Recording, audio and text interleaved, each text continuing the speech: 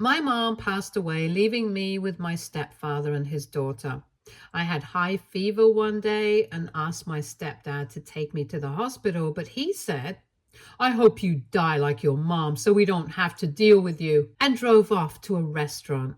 A few hours later, the doorbell rang. Stepdad was shocked to see this unexpected guest. Hello, guys, it's Julia here with my story. I turned just 18 about 7 months ago, so this incident is kind of old. This happened when I was 16 and about to be 17. Up until I turned 17, I used to live with my stepfather, Kevin, and stepsister, Chelsie. After some stuff happened, I ended up living with my uncle who took time off from his business to help me out. To start off, I have to confirm that no, my mother-in-law is no longer with us. My bio dad was never in the picture, so pretend he doesn't exist. Anyway, I had a fairly good life with my mother, and it was decent even after she got married to Kevin.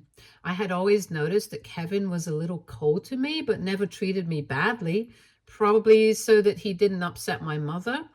His daughter Chelsie was a menace and a total witch. She hated that I was sort of like a bonus daughter for Kevin. This caused her to act out and bully me badly. Mom always set her straight, but Kevin rarely gave her proper punishments. So she always continued tormenting me. Thankfully, she moved out when she turned 18 because my mother didn't want her to stay at her house and bully me. For the main part of the party, you guys should know that the house where my mom, me, and stepfather lived was my mom's ancestral property. She had that house in her name long before she even had me. So Kevin never had any claim to the house. He wasn't rich enough to afford a house, so living with my mother was his only option. That's why he didn't get a say when Mom kicked Chelsie out after she refused to stop her bullying. Kevin, however, did become colder towards me and maybe somewhat blamed me for getting his daughter kicked out. The real trouble started when my mother died. She passed away after fighting aggressive cancer for 6 months. Within these 6 months, Kevin had convinced my mother that he would take over my responsibilities once she was gone. My mom trusted his word and died thinking that my stepfather would care for me. She gave him half of the house while allowing me to get half after I turned 18. The house was supposed to be registered in our names after I turned 18. I didn't know the specifics of her will because I was too mentally drained to be present for it. The days after my mother died weren't good. Kevin brought Chelsie back into the house and the duo started to treat me badly. About 2 months after my mom died, I felt horribly ill after Kevin refused to take me to the doctor to get me checked out. I had an extremely high fever with a sore throat and breathing issues. Kevin just told me off for being a baby about a simple cold and ignored me. There wasn't much I could do, but things became desperate for me when I started to have intense chest pain as well. One night, I was in so much pain that I was forced to beg Kevin to take me to the hospital. But he said, "You're being dramatic, Julia. You are fine. You don't need to go to the hospital." "This is serious, Kevin. I'm even having chest pains now. I promise it won't take long. This is an emergency, please." "Do you think we're stupid? We know you're faking it because you want to cancel our dinner plans. So for the last time, Julia, my dad won't be taking you to the hospital because we have places to be." "A dinner is not more important than my health, Chelsie. Stop calling me dramatic. I am not like you after all." "Hey, don't you dare talk to my daughter like that. She's right. You must be faking it for attention." "I am extremely sick, Kevin. I am literally having trouble breathing. I'm not joking or doing this for attention. I really need to go to the hospital. Please don't do this to me." "Oh, stop it, Julia. You are such a brat. You will be fine." "I literally feel like I'm dying, Kevin. Please just take me to the hospital. I'm begging you." Well, I hope you die like your mom so we don't have to deal with you. I was in shock because I heard Kevin wish death on me. Despite the pain I was in, his words hurt me like a dagger. I knew Kevin didn't like me much, but I had no idea he had so much venom for me in his heart. To think that my poor mother had trusted him to care for me was also breaking my heart. I was in a very vulnerable state and couldn't even move properly.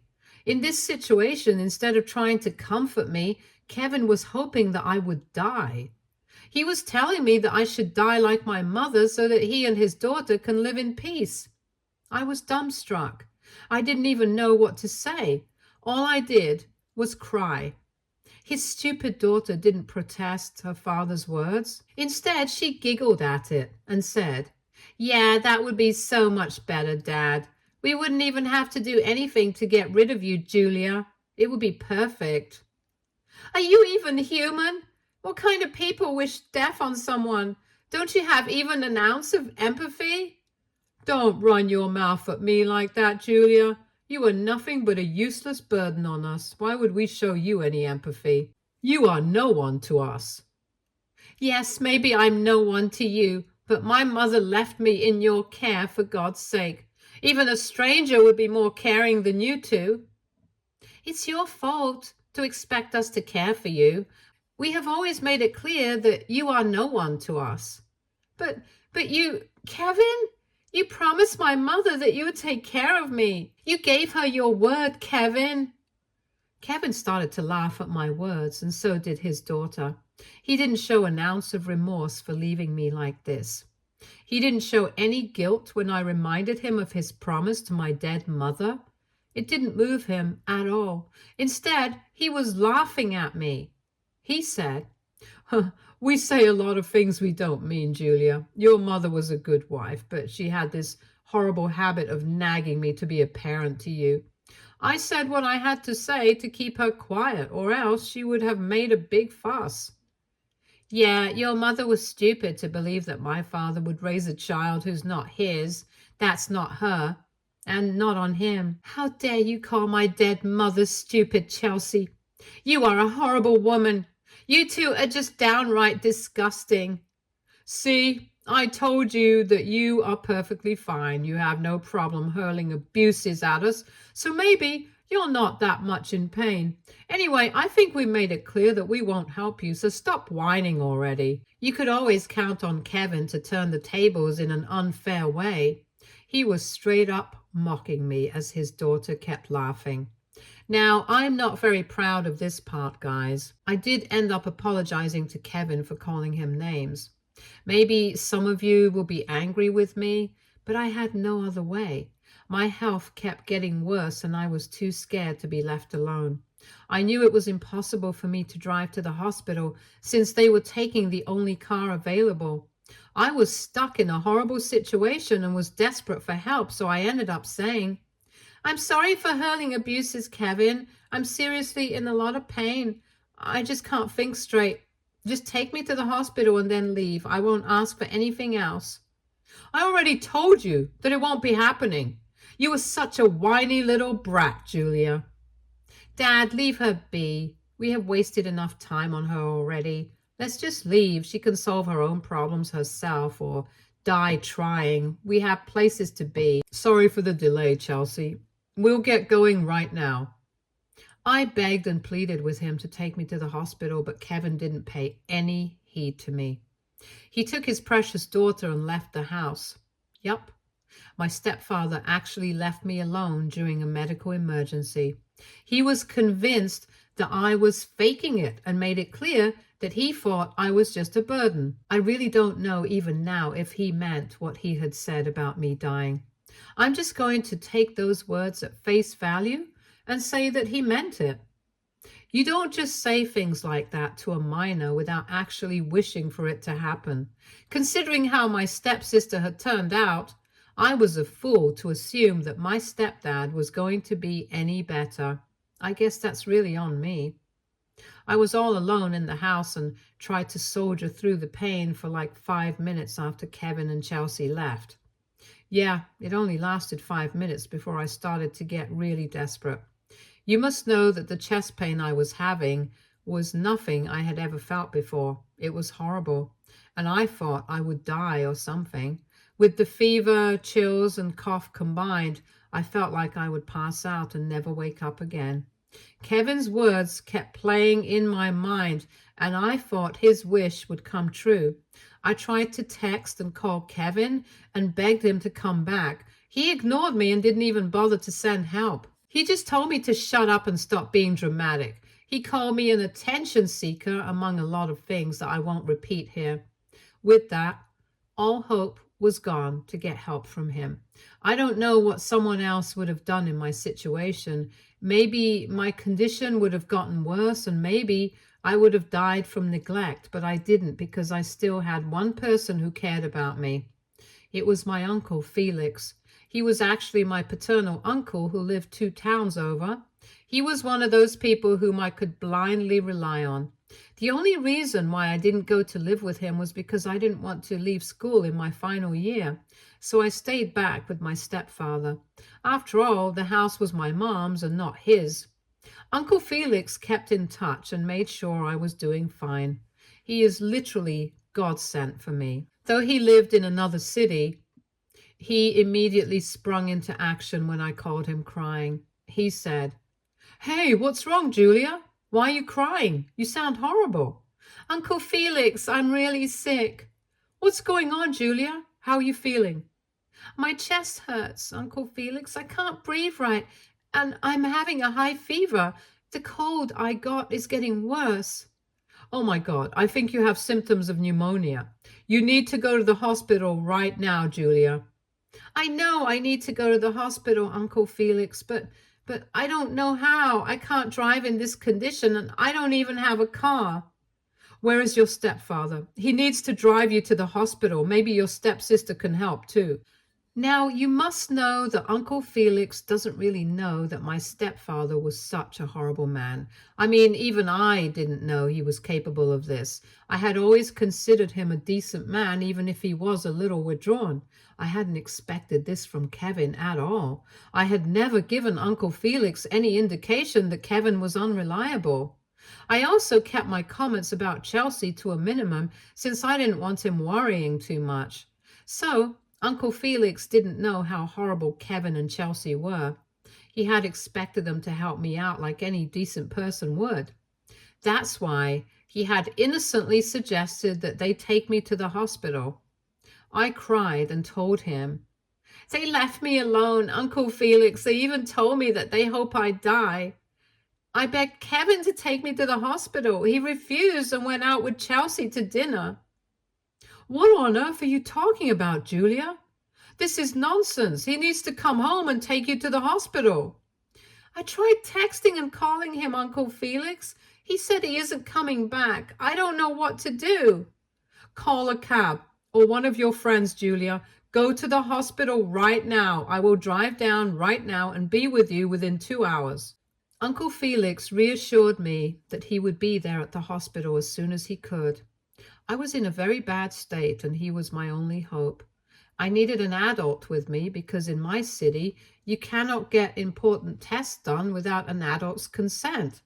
So I needed someone to be with me. After my uncle promised to be there, I called a friend who came over and took me to the hospital. She was busy with a family event, but she left that to attend to me. Imagine that, guys. My friend showed me more empathy and love than Kevin, who was supposed to be my guardian. I was completely speechless when I realized that. My friend took me to the hospital and we waited for Uncle Felix to arrive. The doctors pretty much looked at me and said that I may be having pneumonia. Uncle Felix arrived, and after running some tests, the results were back. Yup, it was definitely pneumonia. Thankfully, it hadn't gotten to the stage where I would have to be in the hospital. The doctors gave me meds and strictly told me to take bed rest. After everything was done, Uncle Felix asked me what was going on at home. I broke down at that and told him everything. He was extremely patient with me and assured me that he was there for me. I cried my eyes out until Uncle Felix comforted me. When I was done, He said, "This is not okay, Julia. What Kevin did is absolutely abominable. You can't just forgive him for this." "I know, Uncle Felix. I don't want to forgive him. I don't know what to do now either. I feel unsafe being in that house now." Well then, we would have to make some arrangements now." "What arrangements, Uncle Felix? I have to be at home because I have nowhere else to go. Finals are in 2 months and I simply can't move now." "You don't have to move, Julia. You can stay at the house without any problems. I must admit that even I feel like you won't be safe around Kevin and Chelsie. Looks like we need to kick them both out."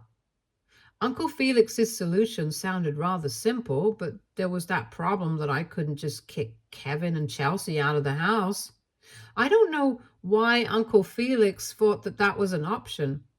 He was at the funeral and he knew that the house was left to Kevin. I couldn't just kick him or his daughter out. I was confused why Uncle Felix would suggest that. I said, "You want me to kick Kevin and Chelsie out? But that's not possible, Uncle Felix." "Actually, that is possible, Julia. You don't have to live with them if you don't want to, and you would be pretty justified in not wanting to live with them." "But I don't have any other option, Uncle Felix. My mom left the house to Kevin because he promised to take care of me. He can kick me out any time, but I can't kick him out." "Well, you can kick them out, Julia, or rather I can." I was stunned to hear that Felix could kick Kevin and Chelsie out of the house. It was just surprising to me because I had no idea this could even be possible. All I knew was that the house was left to Kevin, since he had promised to take care of me. But Felix told me a lot of things I didn't know about. He told me more details about my mother's will, which I never read by myself. It's not like I could make much sense of it either. I have forgotten to mention here that Felix was actually appointed by my mother as the executor of her will. Since she didn't have any family left, she trusted Uncle Felix with this job. I remember that Kevin was rather mad that Mom made Uncle Felix the executor. They had a lot of fights about it, after which he relented. Mom had already made her decision, and nothing Kevin said made a difference to her. Turns out my mother wasn't as stupid as Kevin and Chelsie were making her out to be. She knew that there was a possibility that Kevin would be cruel to me after she died, so she made sure that she had all her bases covered and that I didn't end up being neglected and without proper care. Uncle Felix told me a lot of things about my mom's will, which made me miss her again. It became clear to me that my mom loved me way too much to just blindly trust Kevin to care for me. She was a genius, and with Uncle Felix's help, she set up an amazing will that would make sure I was well taken care of. And there was a provision for Uncle Felix to kick out Kevin and Chelsie. With all that new information, only one thing was left. It was a decision that I had to make. Uncle Felix said, "So, what do you think, Julia? Should we go ahead and teach Kevin a lesson?" "Yes, I think we should go ahead with this, Uncle Felix." "Are you sure about it, Julia? I don't want you to stay under that horrible man's care anymore, so I would be happy if we throw him out. But ultimately, the decision is up to you."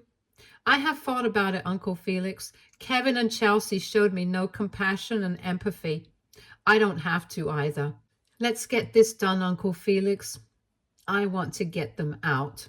I was absolutely determined to make Kevin and Chelsie pay. They didn't know what was coming for them. I hadn't told them anything about my diagnosis or that I had called Uncle Felix to help. They hadn't bothered to reach out and make sure that I was all right. I actually didn't expect that anyway. Still, had Kevin reached out, I could have considered it his saving grace. Maybe I would have asked Uncle Felix to be a little less harsh on them. But no, I wasn't going to do that. Kevin and Chelsie didn't deserve my mercy or forgiveness. I was adamant about letting them suffer the consequences of their actions. With everything decided, Uncle Felix took me home. My friend had already left after I profusely thanked her for being by my side. Uncle Felix also thanked her and bought us both Starbucks because he felt like it. That made my friend very happy. Don't worry. I got a hot drink because my throat still felt like sandpaper, and I knew a cold drink would essentially end me. Anyway, Uncle Felix and I headed home while Kevin and Chelsie had no idea what was in store for them. When we reached the house, we saw that Kevin's car was in the driveway. We knew that the two of them were back home. I walked in through the front door and found the duo watching a movie. They were very unbothered when I walked in. I didn't even get a greeting. It was just one nonchalant nod from Kevin and a stink eye from Chelsie. However, they did a complete 180 when someone came with me. The two of them looked shocked when an unexpected guest walked into the house. They weren't expecting Uncle Felix to show up with me. Kevin already knew my uncle because of me and my mother, so he knew exactly who Uncle Felix was. Judging by Kevin's expression, I could tell that he knew why Uncle Felix was there. Still, he got up and said, "Hey, what are you doing here, Felix?" "What do you think I'm doing here, Kevin?" "I had to come down to take Julia to the hospital." "Oh, I can't believe Julia would call you over something so trivial. Julia, don't tell me that you called your uncle over a silly fever. He didn't need to make the drive. You're just fine." "I am not fine, Kevin. I literally have pneumonia, which would have gotten worse if I had not called my uncle to assist me at the hospital." Kevin looked a little shocked when I informed him that I had pneumonia. I guess that stupid man actually didn't think I had something serious. Can you imagine that, guys? He was still of the opinion that I was fine and just being dramatic. Or maybe he was just acting surprised so that he wouldn't get into trouble with my uncle. But his acting didn't do him much good. My uncle was pissed and said, "Do you want to explain to me how and why my niece got pneumonia under your care, Kevin?" I, how am I supposed to know? That unruly girl never listens to me and always acts out. She never told me that her health was this bad." "What on earth are you saying, Kevin? I've been telling you for days that I'm extremely sick. You even refused to buy medicines. I had to get help from friends' parents for some basic Tylenol."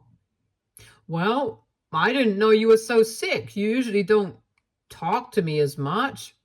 How was I supposed to know that your situation was worse than it looked?" "Why are you lying? I kept begging you to take me to the hospital today, and all you did was abandon me while you went out to dinner with Chelsie. I can't even breathe properly. And you're saying that I didn't look sick?" "I really didn't know that things were this bad. I was already planning to take you to the doctor tomorrow. You should have communicated better, Julia. It was just a misunderstanding." "Oh, really, Kevin? Should I also remind you that you wished me dead so that you wouldn't have to take care of me?" Kevin looked stricken because he was praying that I wouldn't throw his words back at his face in front of my uncle. Well, God wasn't on his side this time. I confronted Kevin in front of my uncle and wanted to see what excuse he came up with. My stepfather didn't say anything for a while, so Uncle Felix said, "That's very interesting, Julia. So, Kevin, would you like to explain why you wished death upon my niece and refused to take her to the hospital?" I'm telling you, Felix, this is all a misunderstanding. I literally have proof that I begged you to take me to the hospital, and you just told me off. I have all the texts and the crying voicemails I sent you. Do you want me to play them, Kevin?" Kevin looked pretty scared when I offered to show him and Felix that I literally did have proof of what he had done. He grew extremely nervous because he knew he had been caught and didn't have a way to save himself. Chelsie looked equally scared but didn't say anything. Unfortunately, Kevin had to say something to defuse the situation, so he immediately began backtracking and said, "What? No, no, no, there's no need for that. I'm so sorry for not believing you, Julia. I can see that I made a huge mistake." "Yeah, you did make a huge mistake, Kevin. I'm sure you know what the consequences are for that, right?" I, listen, Felix, let's solve this among ourselves." "Oh, no, no, no. Julia already knows everything. She knows that her mother had a clause in the will that said I have the power to kick you out and take over the house on behalf of Julia if you neglect or mistreat her. You remember that, right? The look on Kevin's face said everything. He knew that his mistake was going to cost him dearly. He had a clear idea of what could happen if he had been found to mistreat or abandon me. My dear stepfather had probably hoped that no one would find out what he did, but sadly for him, he had been sold out by me. He was probably also hoping that I wouldn't know what he stood to lose if he treated me badly. Luck was not in his favor anymore. You guys must be wondering why Kevin was so freaked out. Well, Uncle Felix will clear it for you. Kevin had said, "I'm so sorry, Felix. I don't know what happened. It was a simple misunderstanding." That surely didn't seem like it. "It looks pretty intentional to me. I hope you understand that I have to kick you out of the house now." No, Felix, listen to me. There is nothing to hear anymore, Kevin. My late sister-in-law had specified in her will that you will lose your portion of the house to Julia if you have been found to neglect, mistreat, or abandon Julia. You kind of did all three of those, Kevin. You guys heard that right. My mother had made sure that I would be taken care of. She hadn't blindly trusted my stepfather to take care of me. She knew that there was always a possibility that Kevin would treat me horribly once she was gone. So she took extra care to draft her will. She had a clause in her will that said Kevin would lose his share of the house if he is found to abandon, mistreat, or neglect me. Now that Kevin had done all of those, he would not only lose his share of the house, but also get kicked out of it. It was a genius addition, and I'm extremely thankful to my mother for being so mindful of me. Kevin was sort of shaking when my Uncle Felix reminded him of what he was going to lose. He looked panicked and said, No, let's not do this, Felix. This is a very small misunderstanding." "Misunderstanding? You call this a misunderstanding, Kevin? You neglected my niece to the point that she has developed pneumonia? Then you refused to take her to the hospital and apparently told her to die? I don't see any misunderstanding here, Kevin." "I'm so sorry, Felix. Please, just hear me out. This will never happen again, I promise." "It's too late to apologize and make amends, Kevin. There's nothing you can do now. You will be losing the house, and you and your worthless daughter will have to vacate the place in a month. It's final." Kevin tried to talk to my uncle and make him change his mind. I have no idea why he thought that my uncle would take his side after he did something so awful. Still, Kevin was desperate and tried to sell off his cruel actions as a misunderstanding, but my uncle was having none of it. So my stepfather, who wished me dead, turned to me for help. He almost cried and said, "I'm so sorry, Julia. Believe me, I'm extremely sorry. Let's just look past this one incident. You have been neglecting me ever since my mother died, Kevin. This is not one incident. Even if it was, I don't see myself forgiving you for what you have done." "Please, Julia, we're family. Let's not do this to each other. Your mother would be sad to see me lose everything." "Oh, please, Kevin, don't make me laugh. My mother would be thrilled to see you suffer the consequences of your actions. That's why she had that clause in the first place. She would have wanted you gone, and that's exactly what I want now, too." No, Julia, we have nowhere to go. Please don't kick us out." "I don't want to listen to you, Kevin. You deserve this completely. You are getting out of the house, and I hope I never see you and your nasty daughter again. Uncle Felix, you can go ahead with the process to get them evicted." Kevin and Chelsie looked thunderstruck and tried to beg me for mercy. How the tables had turned, guys.